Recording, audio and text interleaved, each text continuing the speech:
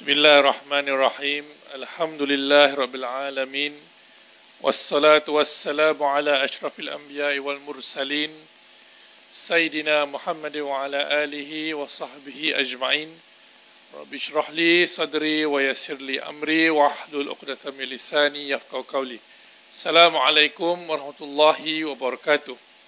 Terima kasih kepada saudara muslim majlis, Saudara Azlan yang saya hormati dan kasihi, kanda saya yang berhormat Ustaz Afnan Hamimi, Ahli Parlimen Al-Oqstaq,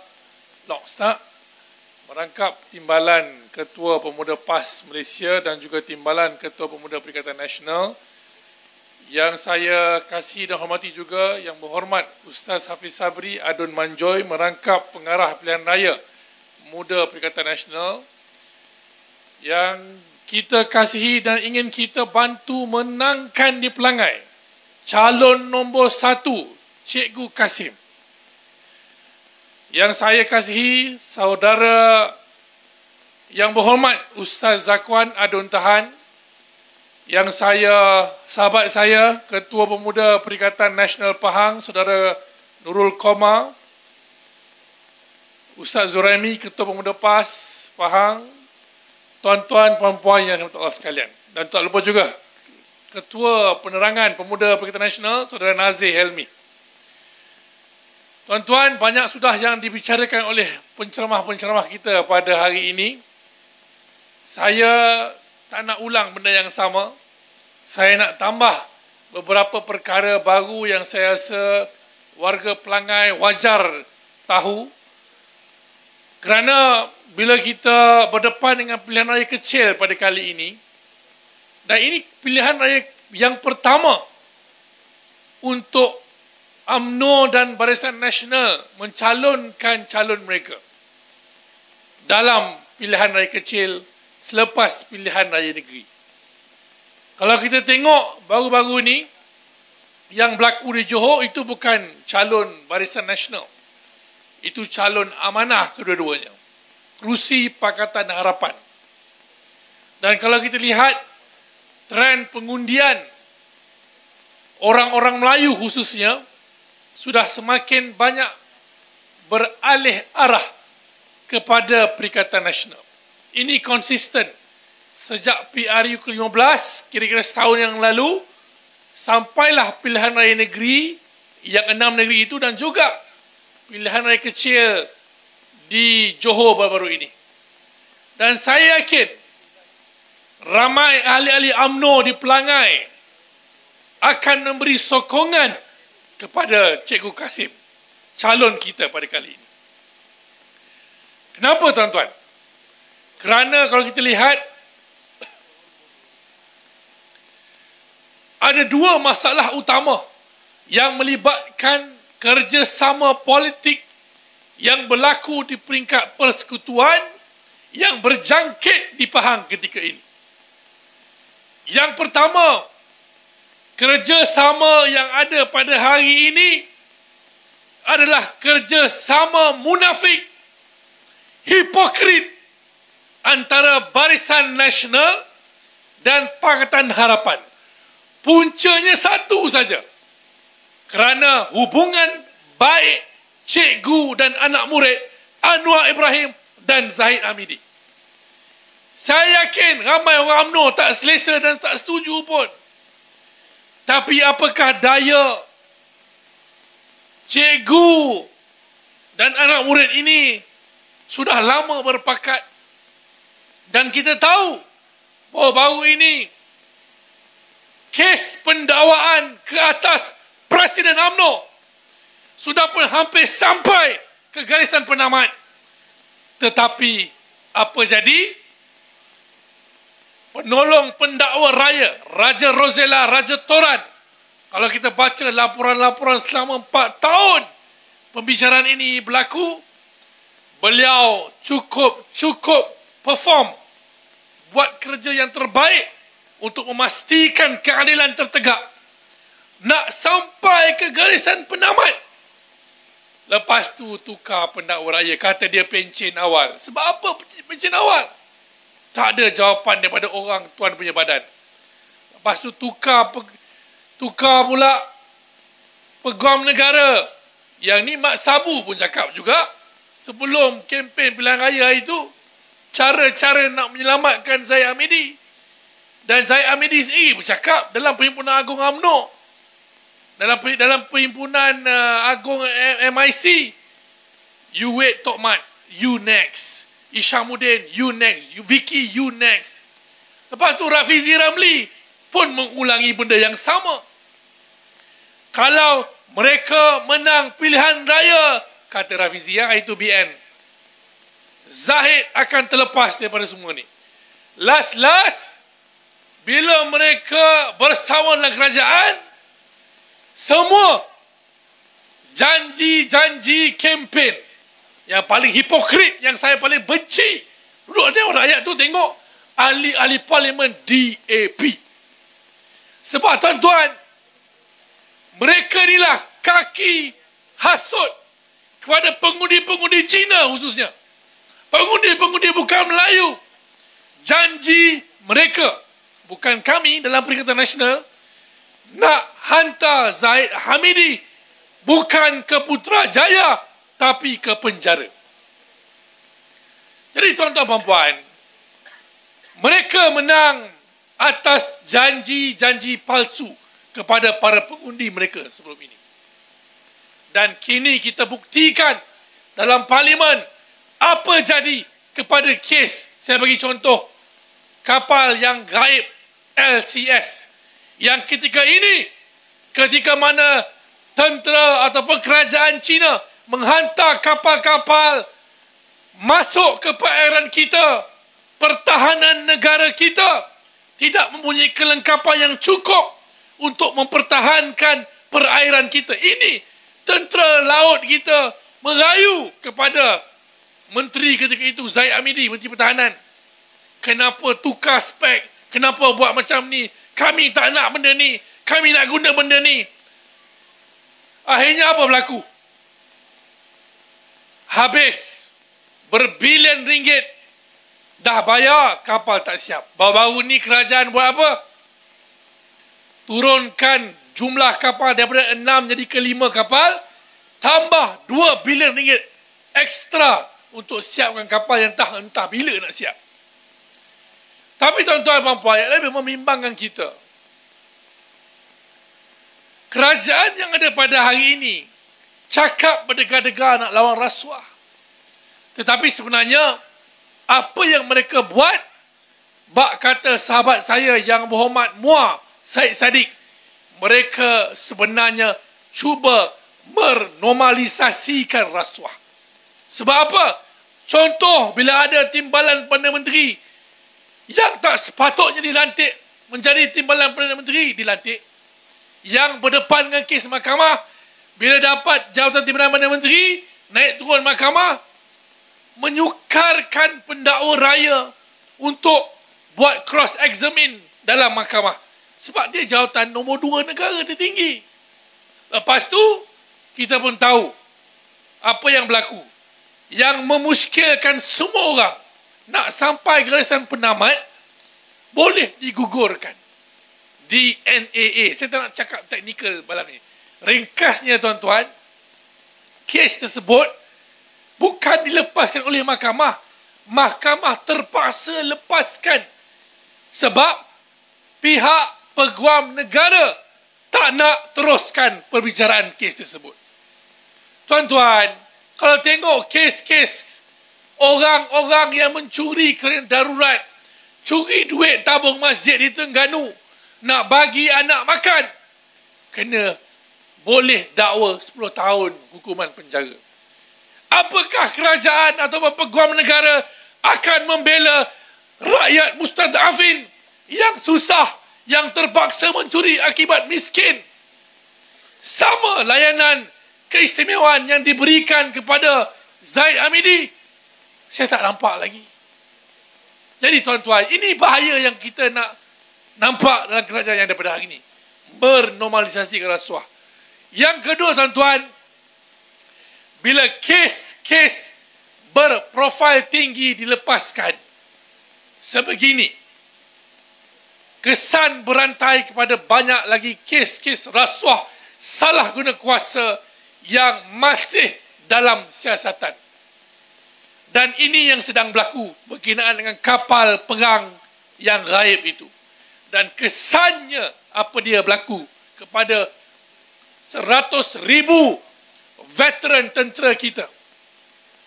Tabung LTAT, tabung pencen askar-askar kita. Baru-baru ini dalam parlimen, saya lawan Tok Mat, timbalan Presiden UMNO merangkap Menteri Pertahanan. Saya rayu dan minta Tok Mat jangan jual tanah Boston 240,000 ekar kepada KLK.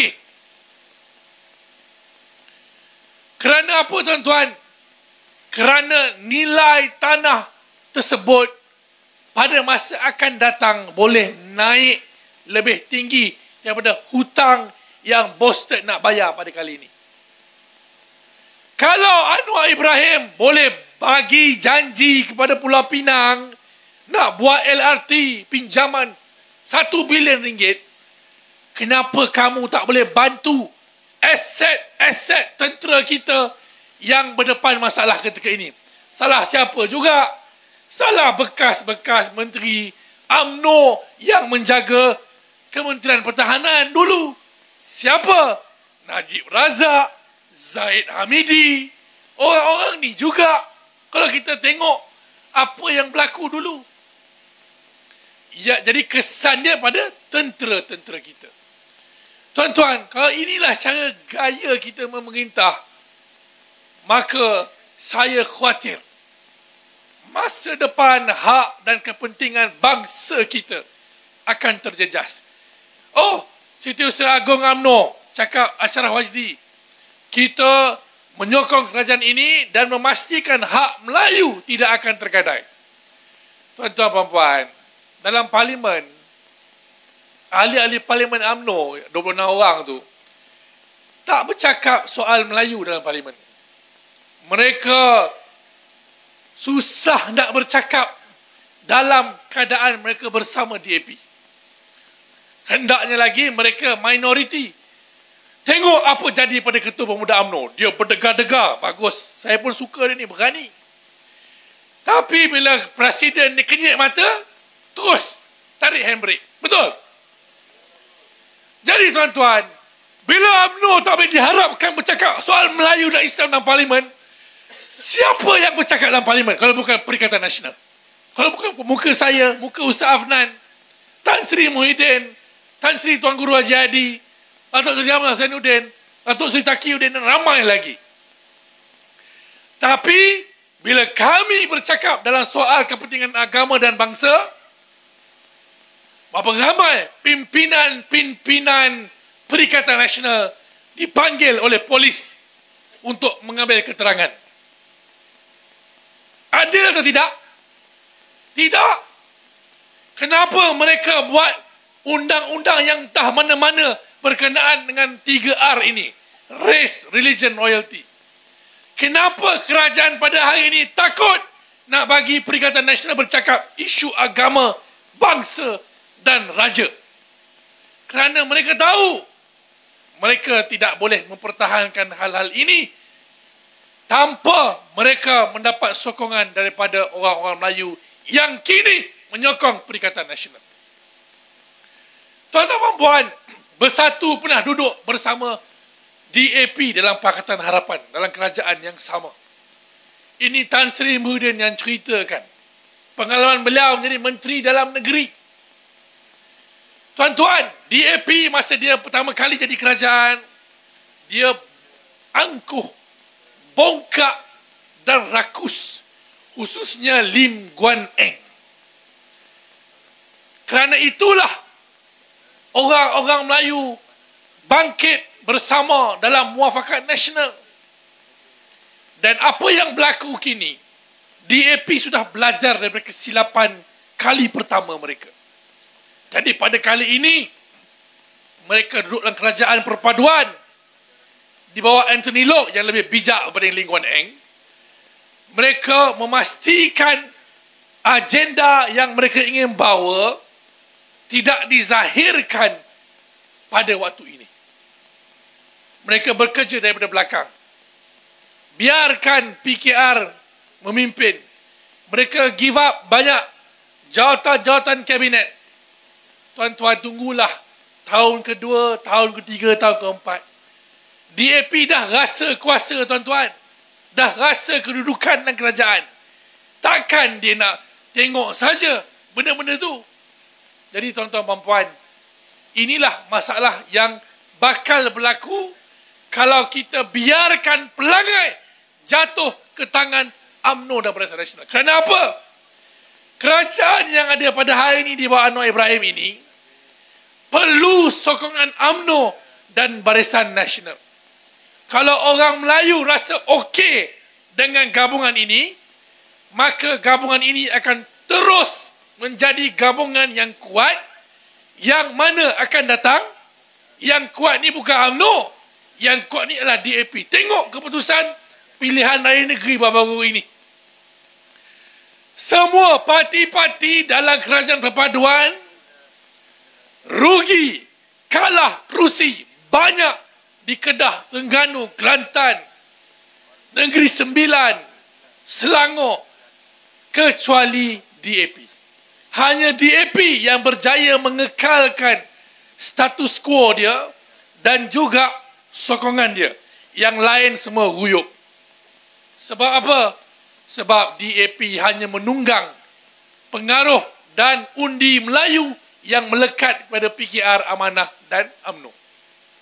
Tuan-tuan dan puan-puan, dia buatlah apa pun janji pada orang Felda, dia janji itu dan ini.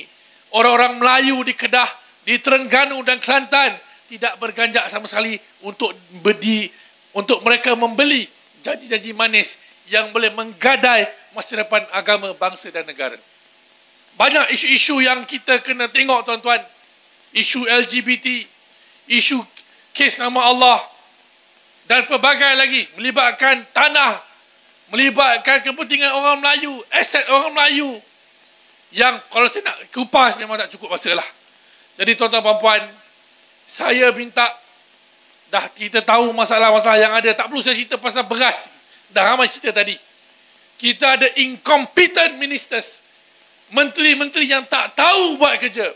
Sebab itulah kabinet kita tidak mampu menurunkan nilai ringgit yang semakin naik, semakin rendah. Sekarang dah berapa ringgit dah? Dengan $1 4.71. $1 bersamaan dengan RM4.71. Sebabkan nilai ringgit susut, barang makanan kita import banyak. Sebab itulah tuan-tuan puan-puan pergi kedai, beli barang mahal. Punca dia kenapa? Punca dia kerana kerajaan yang ada pada hari ini tidak pandai mentadbir. Dulu dia mengata kami, sekarang dia sendiri dia mentadbir, dia tak boleh buat apa-apa. Jadi tuan-tuan puan-puan, cara kita nak perbetulkan masalah yang ada pada hari ini hanya satu. Pastikan calon kita Cikgu Kasim menang. Dan tuan-tuan, Menteri Besar Pahang telah mempersenda anak muda Pahang di Pelangai. Dia kata kalau kamu tak sokong Cikgu Kazim, tak usah balik. Buktikan kepada mereka ugutan dakwaan ini tidak akan melemahkan semangat anak muda, anak-anak tuan-tuan yang berada di luar untuk pulang mengundi calon kita, calon nombor 1 Cikgu Kasim. Kita kena hantar beliau ke Dewan Undangan Negeri Pahang, kerana dengan itu sajalah rakyat akan menghantar isyarat yang jelas kepada kerajaan Madanon pada hari ini. Kamu adalah kerajaan yang gagal. Nak sediakan beras pun tak mampu, nak turunkan harga ringgit pun tak mampu. Jadi hanya dengan memenangkan Cikgu Kasim, dengan menyuruh anak-anak kita pulang minggu depan, saya yakin negara ini akan menjadi lebih baik, dan saya yakin Pelangai juga akan menjadi lebih baik. Dan insya-Allah, kalau Allah izinkan tuan-tuan, ini demokrasi. Kerajaan boleh bertukar bila-bila masa. Dan harap-harapnya kita kembali meneraju Putrajaya dan juga negeri Pahang yang kita sayangi ini. Wabillahi taufiq wal hidayah. Wassalamualaikum warahmatullahi wabarakatuh. Perikatan. Takbir.